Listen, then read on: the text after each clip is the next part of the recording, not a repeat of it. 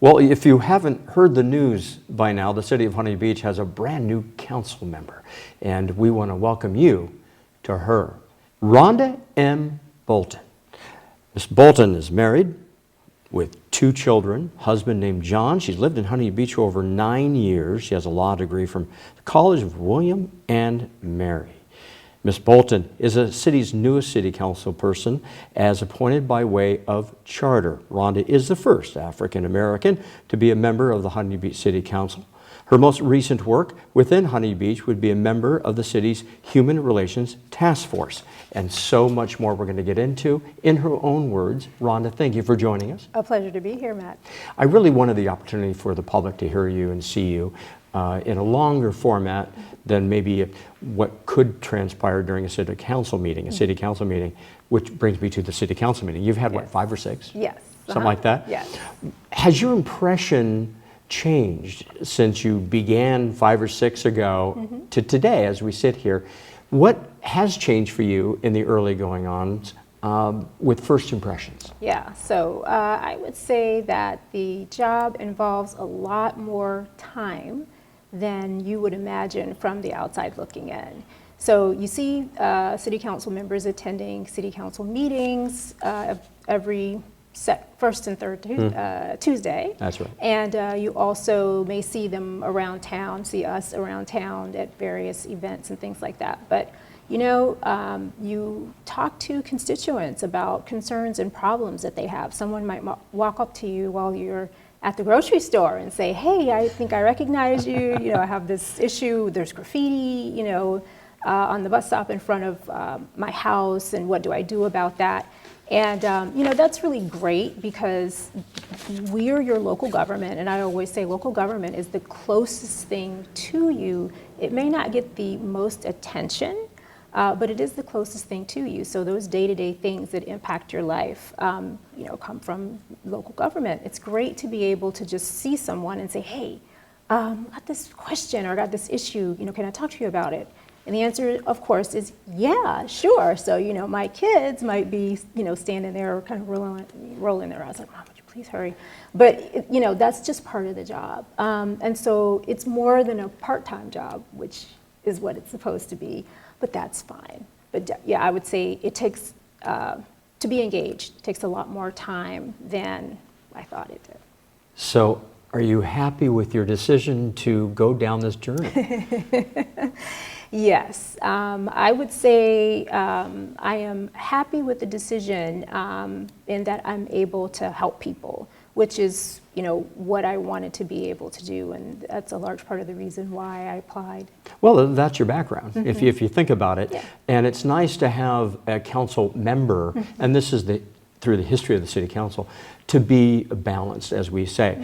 You have the corporate background, which I hope you can touch on here a little bit to give the context, but a corporate background, right? You have the civic background, obviously, small business person, right, and you have a family. Right. And this is a mixture of things which gives you a different perspective on life and so forth. Exactly. It's a balanced approach with you. Would you agree with that? Yes, yeah, that's one of the things that I talked about during the application process for the council position.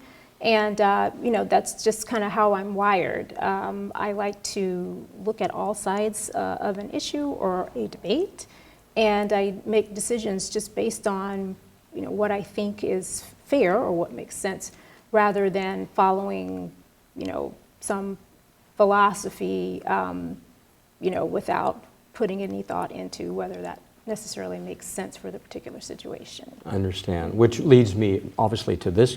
You know, it's an education process, I think, still for many people out there, but, you know, we do not denote party affiliation with our city council.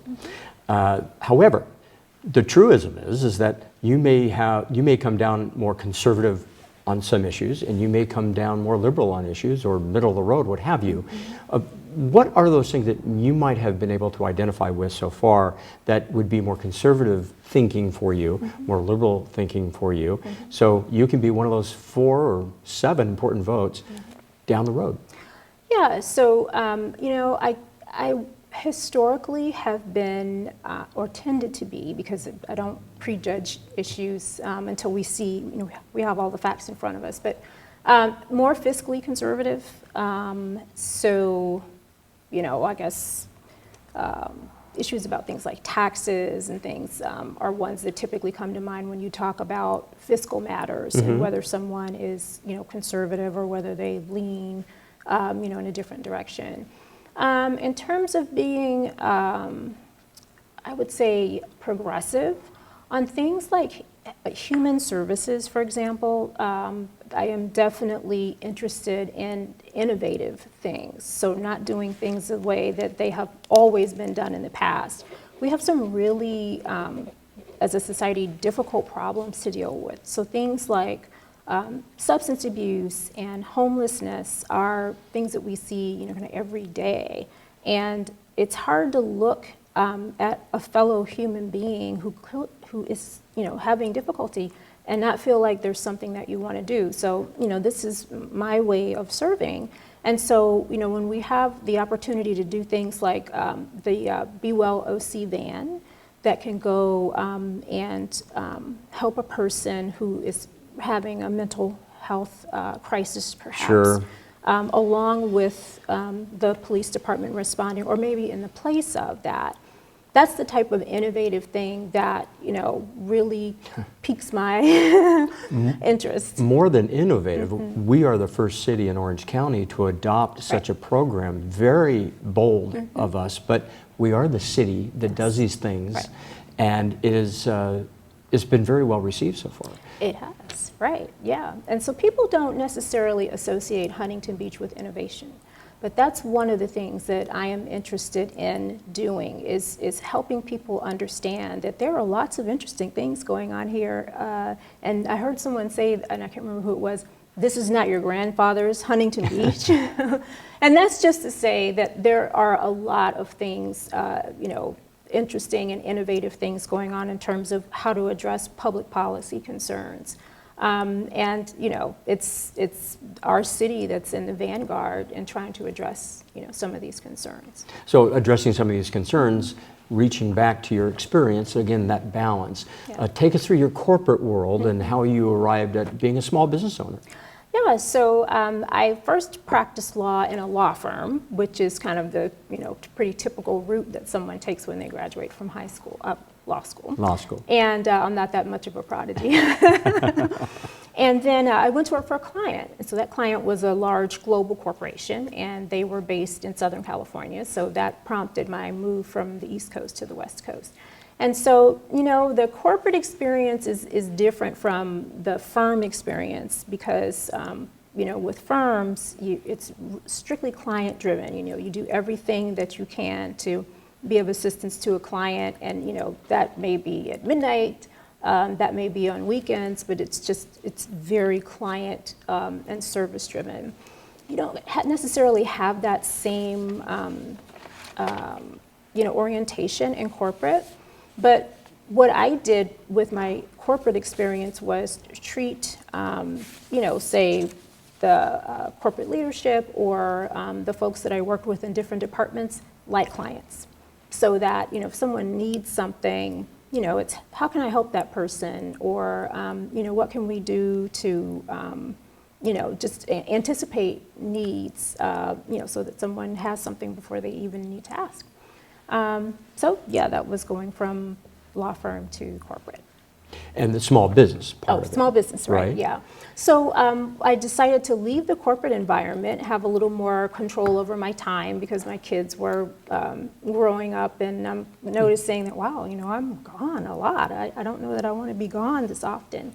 And so started a consulting practice, which was a small business and continues to be a small business. Which the name again is? Include Me LLC. Include Me? Wow. LLC, yeah. Now, talk about innovation. Right. Pretty innovative as a title. It is. Describe that for us a little bit more. Yeah, so what we do is, the easiest way to describe it is it's a very highly specialized form of management consulting. So businesses come to us when they have groups of employees, for example, that need to communicate more productively so that they can, take on, some major project or something like that. And the, question is, how can we get people to feel comfortable enough to, give us their best ideas, not feel so self-conscious, or, if there's some problems, communication problems that have been, existing for a long time between groups, how do we get past that because we have something, really important, or, it's preventing us from being able to carry out our mission. So it's those types of things. Again, it's kind of like humans relating to humans. And Right, we're all people. let's be Right. all in the room together. Yes. And let's solve this together. Right. Type Right. thing. Let's be inclusive and let's solve it together. Right? Okay, well, that sounds very much like 7 people of a city council that would like to kind of get along and around issues and solve them on the behalf of the public, right? Exactly. Nothing wrong with that, right? No, not at all. And this council does a really good job of that, I think. As you mentioned, the council position is nonpartisan, and I do think that people take that to heart when it comes to sitting down and trying to work through concerns and things like that. I think that I certainly have the feeling that every person, each one of my colleagues, approaches things from the perspective of, what do I think is best for the city? And so, that's a great starting point, I think. And we all want the same thing. And so I'm really proud of how well this group of individuals works together on behalf of the city. And on behalf of the city, many residents feel disconnected from the state of California. Do you feel there is that disconnect from the residents to state and federal government, in your opinion? I certainly hear that from people. It's interesting that you hear about what's going on with state government and federal government daily, and you hear about it more than, usually what's going on with local government. But at the same time, people do feel, they have expressed to me that they feel disconnected. It's kind of hard to say why that is. But yeah, I do. I hear that a lot from people. I bring that up because so much of our relationship with the state, like all municipalities, are predicated upon other issues, other things that the public here in Huntington Beach may not be aware of, that if we do certain things, well, the state has a lot of power over us, and even being a charter city, you would agree, that we may lose funding over here. Yes. And that's the last thing we want to do, is lose funding for the programs that you may be even advocating for, city council members. So that's kind of the education process that you tread lightly maybe, but yet you do want to protect the home turf. Right, yeah, no doubt. There's a balance to be struck. So on the one hand, as you said, the state has laws that everybody has to abide by, and the fact that you're a charter city doesn't give you an out. You have to abide by the state laws. There are times, though, where if it's a novel question, or if it's something where that the Supreme Court is going to end up having to weigh in on the issue, then the states, there's the organization of Southern California municipalities that bands together from time to time to challenge state laws and regulations that we feel like are an overreach. But yeah, there's a balance. There are funds tied to a lot of state programs. So if you have to make a choice, and we don't want to end up making choices that cost the city taxpayer dollars. These are our dollars. So we don't want to unnecessarily cost the city taxpayer dollars that we could be using to help support our residents. Alrighty, what are some of those other issues that encompassing so much of that grocery store time that you're experiencing with the family right now? Yeah, so it really runs the gamut. Member Bolton. Yes.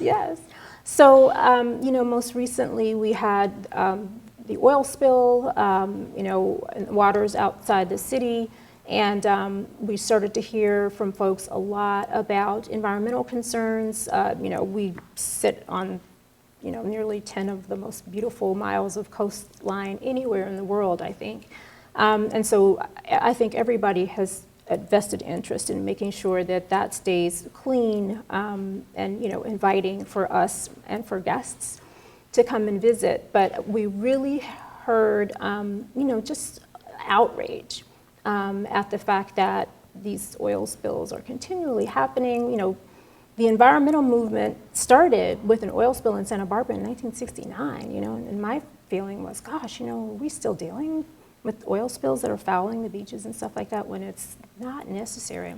So hearing a lot about that, and although drilling in federally controlled waters is not, within our jurisdiction, a lot of citizens ask us to take a stand, as a council on behalf of the city. And so my colleagues, Mayor Carr and Council Member Moser,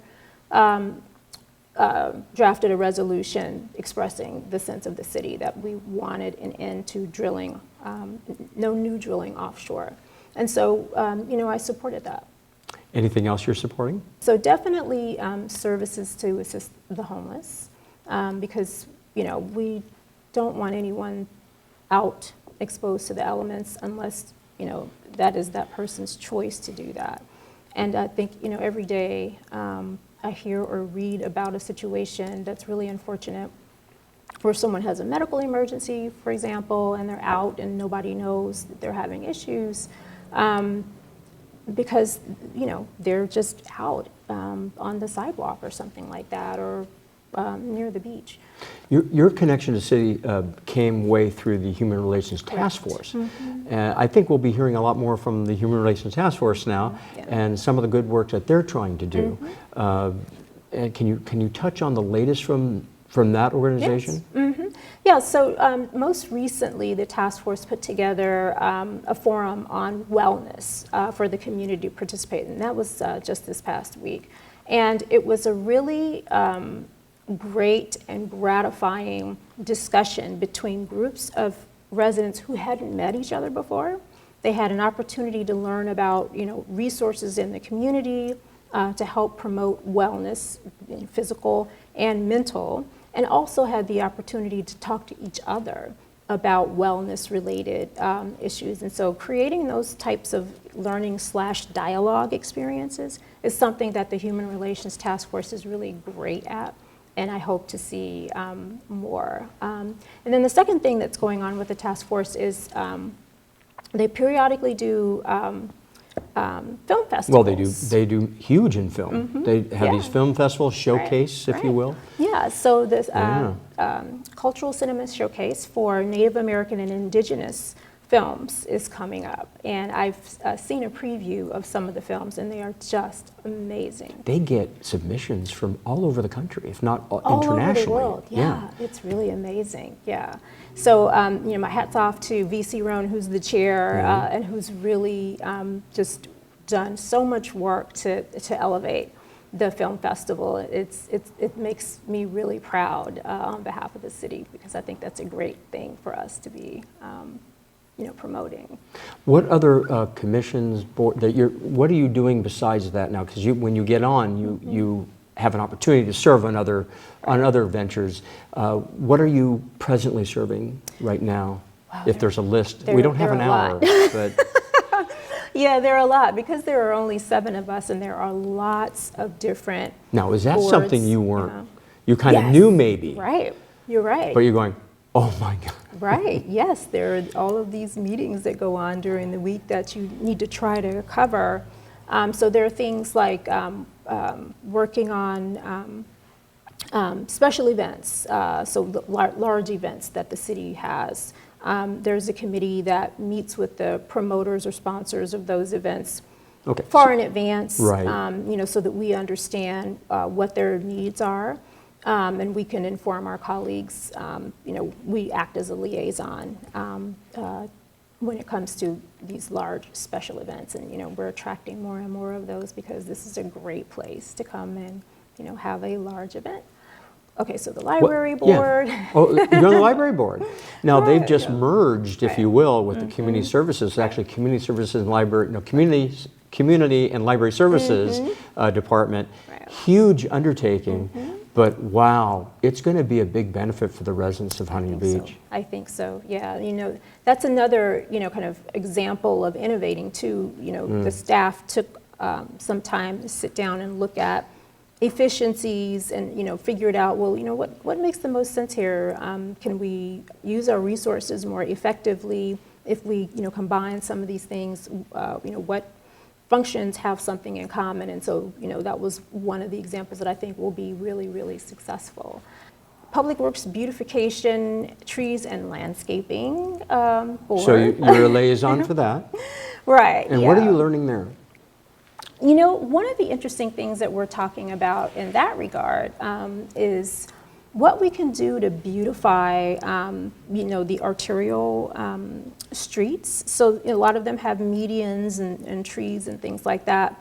And I think, you know, there's some landscaping things that can be done to make those look even more lovely and welcoming.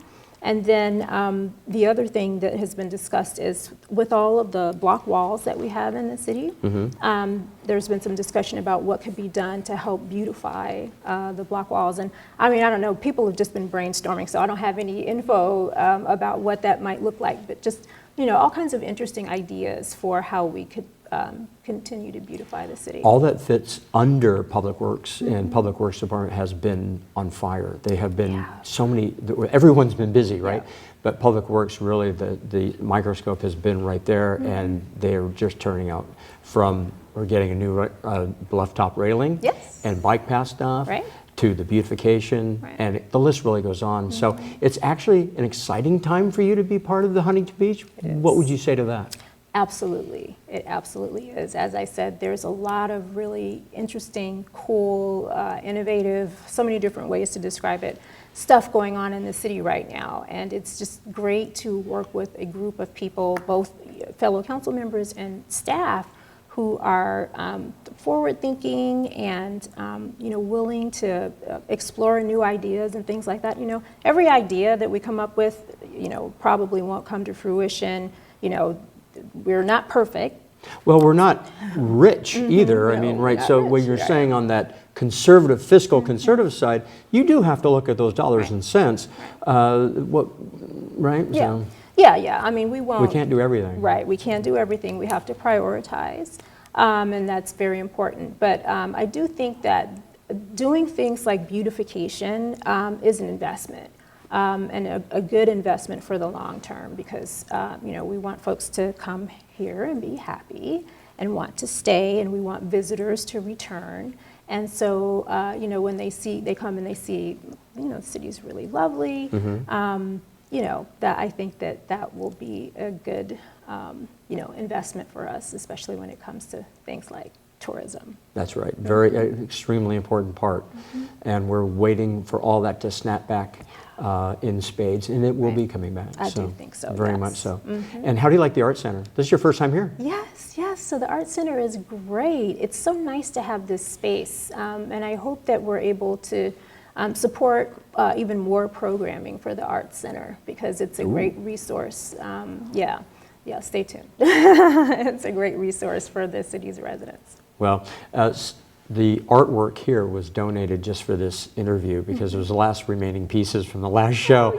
So my hat's off to Greg Furlong and the huge staff that we have to put these together, you know. But really, it's a nice little piece. We like to thank Kate Hoffman, the executive director, of course, of the Art Center. So thank you very much. Fabulous. Goes out to her too. And thank you to you for being.